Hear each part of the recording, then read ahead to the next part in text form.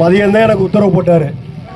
மாண்புமிகு தமிழக முதல்வர் அவர்கள் இங்கு பணியை மேற்கொள்ளணும்னு சொல்லி உத்தரவு போட்டாங்க. சொன்னவுடன் நாங்கள் இந்த பகுதிக்கு ஓடோடி வந்தோம். வந்து பார்த்தப்போ எனக்கா ஒரு மகிழ்ச்சி. எப்படியாப்பட்ட மகிழ்ச்சின்னா, ஏன்னா தாய் வீட்டுக்கு வந்த மாதிரியான ஒரு மகிழ்ச்சியை பார்த்தேன். இங்கே வந்தப்போ என்ன எங்கள் சகோதரிக்கு மூஞ்சிய அதே மாதிரி அங்கே மேலே கொண்ட முதல்ல அங்கே ரவிச்சந்திரன் வார்டு, அடுத்து இந்த வார்டு வந்து ஐயப்பன் வார்டு வந்தேன். அதே மாதிரி கருணாநிதி வார்டு போனேன், அடுத்து ஆசூருக்கு போனேன். இப்போ உங்களெல்லாம் பார்த்துட்டு வந்தப்போ எப்படி என் வீட்டுக்கு போய் என்னுடைய பெத்த தாய் வீட்டுக்கு போய் எங்கள் அக்கா தங்கச்சி எங்களை வரவேற்குமோ அதே மாதிரி வரவேற்பை பார்த்தேன்.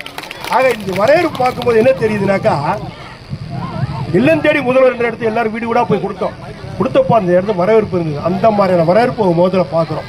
ஆக இந்த பகுதியில் வாக்குகள் வந்து கடந்த முறை நாடாளுமன்ற தேர்தலில் அருமையான வாக்கு வித்தியாசத்தில் நீங்கள் வெற்றி தேடி தந்தீங்க. அதை விட அதிகமாக தருவீங்கிற நம்பிக்கை எனக்கு நிச்சயமாக இருக்கிறது. ஏனென்றால் சொன்னதையும் சொல்லாதையும் செய்தவர் நம்முடைய உயிரினை மேலான கழகத் தலைவர் அண்ணன் தளபதி அவர்கள். முறை செய்து காப்பாற்றும் மன்னவன் மக்களுக்கு இறை என்று வைக்கப்படும் என்று சொன்னான் வள்ளுவன். அதுபோல முறை செய்து இந்த இடம் அருமை தம்பி சொன்னார், 1000 ரூபாய் கொடுத்தார். சொன்னதை கூட உரிமைத்தொகை, உங்களுடைய உரிமைத்தொகை எப்படி சகோதரன் தன்னுடைய அக்கா தங்கச்சிக்கு கொடுப்பாங்களோ அந்த உரிமைத்தொகை, அதே மாதிரி கூட்டுறவு கடன் ஃபுல்லாக ரத்து, அத்தனையும் ரத்து பண்ணார். எனக்கும் என் மனைவியும் நானும் பஸ்ஸில் போனால் கண்டிட்டு என் பின்னாடியே வராரு. டிக்கெட்னு என் பொண்டாட்டி பக்கம் போக மாட்டேங்கிறார். டிக்கெட்டு அவன் அங்கேருந்து என்ன வெறுப்பேற்றுறா. பார்த்தியா எங்கள் தலைவர் எங்களுக்கு கொடுத்த உரிமையை பற்றியால் அந்த அளவுக்கு பார்த்தீங்கன்னா உங்களுக்கு தான் உரிமை. ஆக பற்றி மகளிர் சுய உதவி குழுக்கு பார்த்தீங்கன்னா 28,000 ஏற்கனவே கொடுத்த ஏறக்குறைய 32,000 கோடியை தள்ளுபடி பண்ணிட்டார். ஆக சொன்னதையும் சொல்லாதையும் செய்கின்ற அரசாக இந்த அரசு விளங்கி கொண்டிருக்கிறது.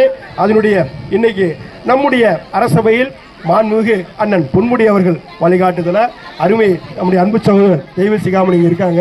அருமை நம்முடைய எம்பியாக இருந்து இங்கே சிறப்பான முறையை பணியாற்றினாங்க.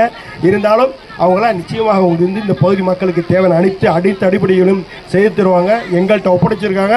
நாங்கள் தான் உங்க கூட 10ஆம் தேதி வரை இருப்போம், 13ஆம் தேதி வரை இருப்போம். உங்களுக்கு தேவைகள் என்னென்ன என்பதை சொல்லும் பட்சத்தில் அதையெல்லாம் நிச்சயமாக நடைமுறைப்படுத்துகிறோம். ஏன்னா தலைவருடைய தம்பிகள் நாங்கள், அவருடைய தம்பிகள்லாம் சொன்னதை தான் செய்வோம், செய்வதை சொல்லி காட்டுவோம். அப்படிப்பட்டவங்க நாங்கள்.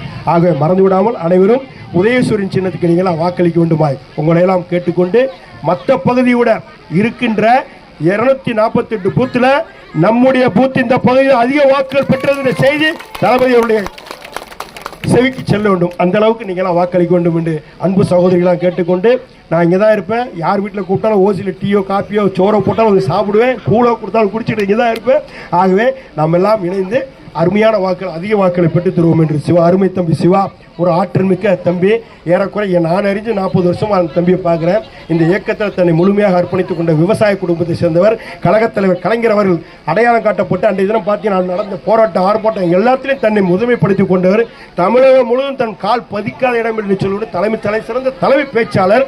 அப்படியேப்பட்ட அருமை தம்பிக்கு நீங்கள் திமுக சாதாரண தொண்டை கூட பதவிக்கு வர முடியுன்றதுக்கு தம்பி சிவால போன்றவங்களாம் ஒரு மிகப்பெரிய எடுத்துக்காட்டு. ஆகவே அப்படிப்பட்ட சிவா தம்பி அவர்களுக்கு நீங்கள் எல்லாம் பொன்னான வாக்குகளை உதயசூரியன் சின்னத்தை வாக்களிக்க வேண்டுமா கேட்டுக்கொண்டு வாய்ப்புக்கு நன்றி கூறி முடிக்கின்றேன். நன்றி, வணக்கம்.